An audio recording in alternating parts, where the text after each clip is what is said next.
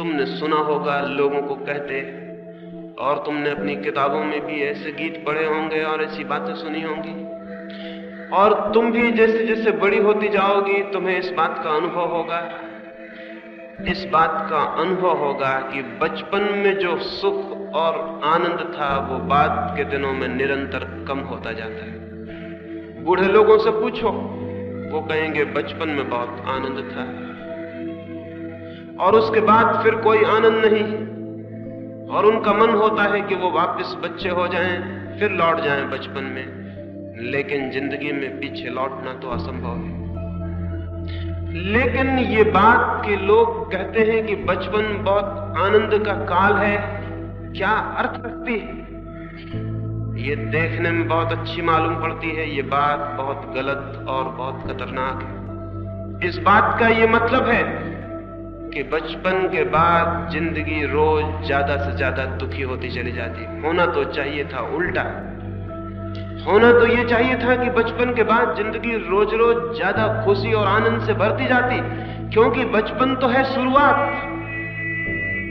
बुढ़ापे के अंतिम दिन सर्वाधिक आनंद के और शांति के और संगीत के दिन होने चाहिए थे, क्योंकि जीवन विकसित हो रहा है।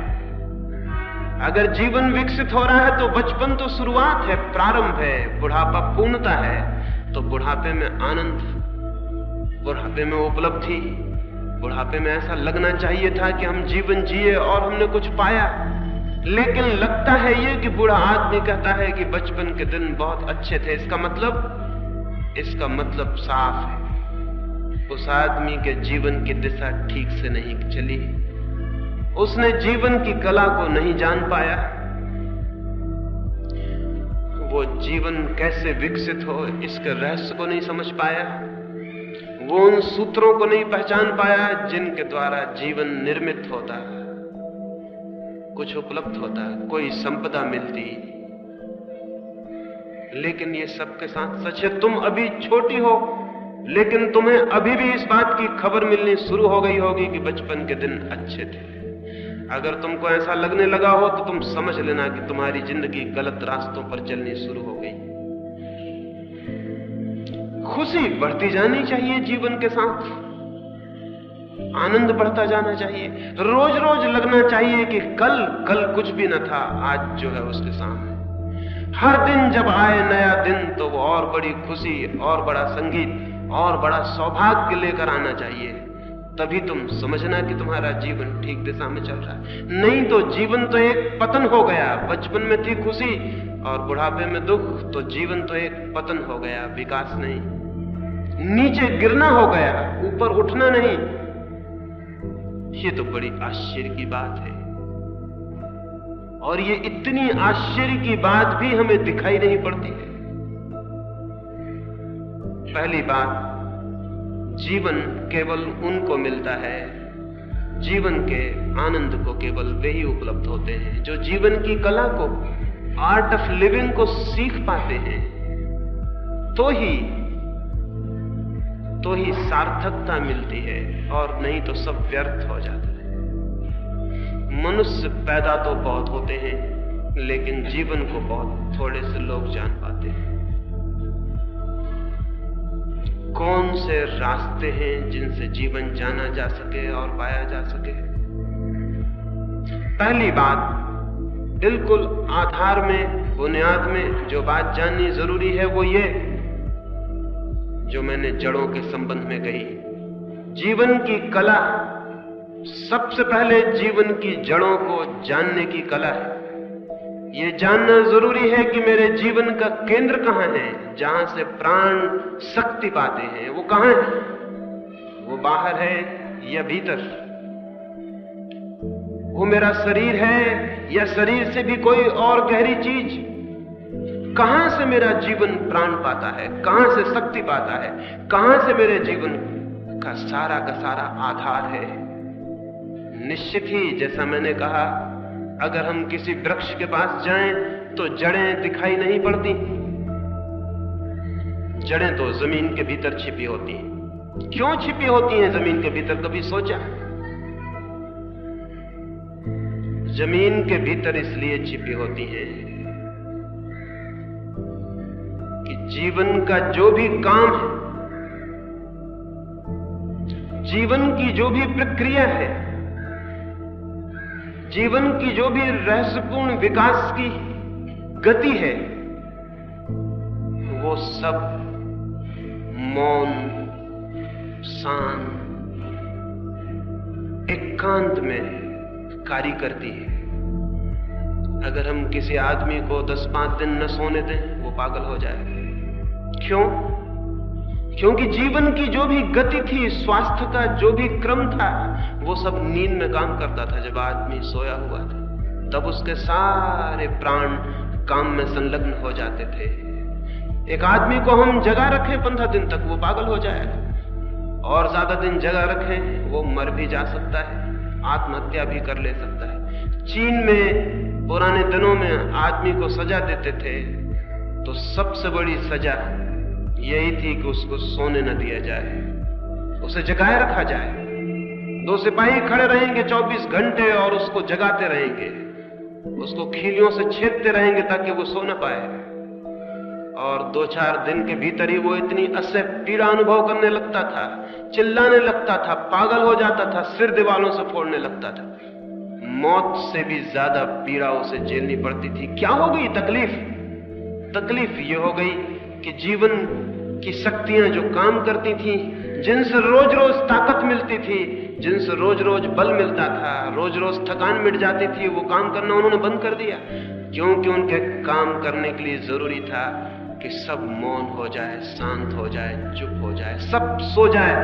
उस अंधेरे में, उस मौन में, उस साइलेंस में वे शक्तियां अपना काम करती हैं। बच्चा मां के पेट में बड़ा होता है, दिखाई नहीं पड़ता, अदृश्य।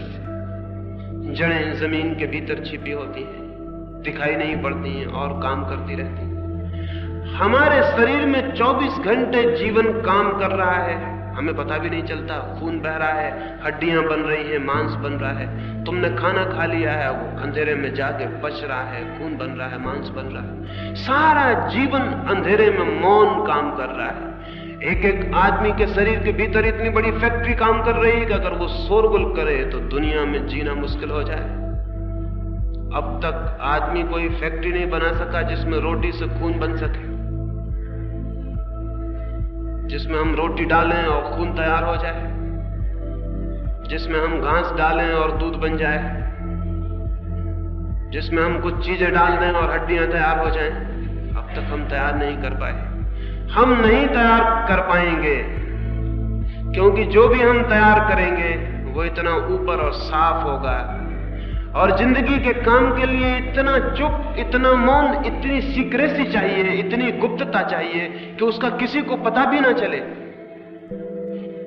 तुम्हें शायद ये भी पता नहीं कि सारे जगत में तुम्हें जहां भी जीवन काम करता हुआ दिखाई पड़ रहा है, उसे चाहे जीवन कहो, चाहे परमात्मा कहो, वो बिल्कुल मौन और अंधेरे में खड़ा हुआ काम कर रहा है। लोग कहते हैं परमात्मा कहां है? वे परमात्मा को सामने देखना चाहते हैं। छोड़ दें परमात्मा को, पूछें किसी से जीवन कहां है, तो जीवन भी कहीं खोजने से न मिलेगा।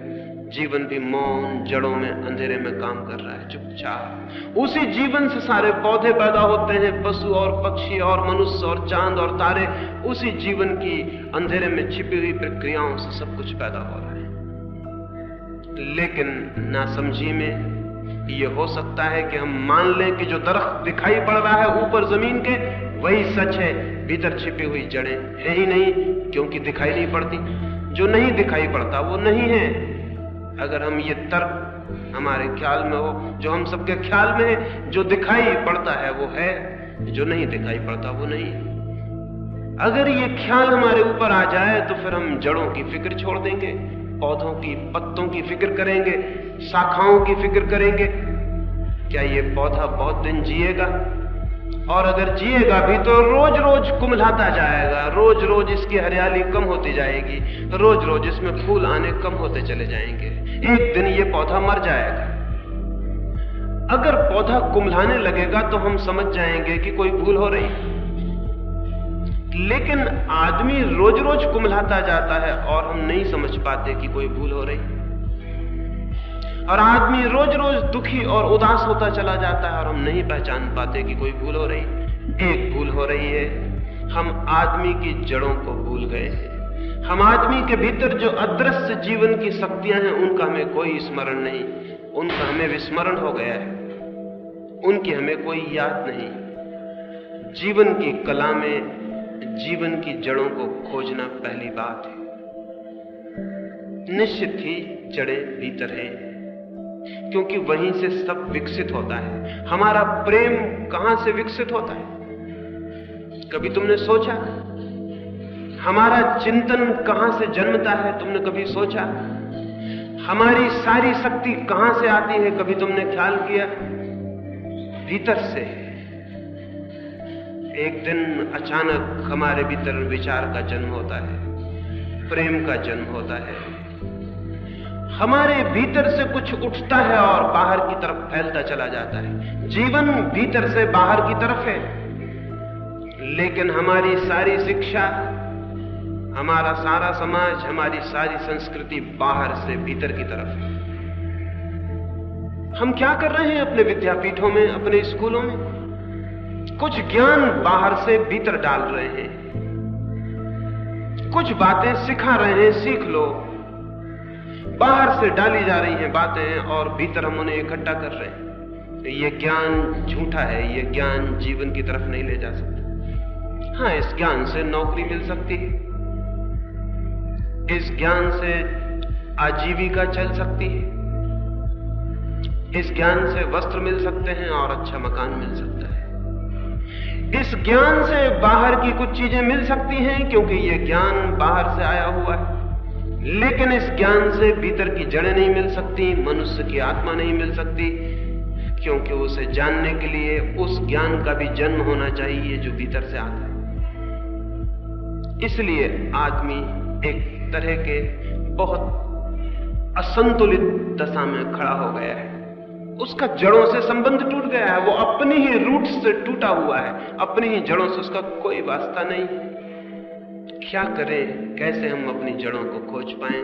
और अपनी जड़ों को खोज लेना ही आत्मा को खोज लेना है।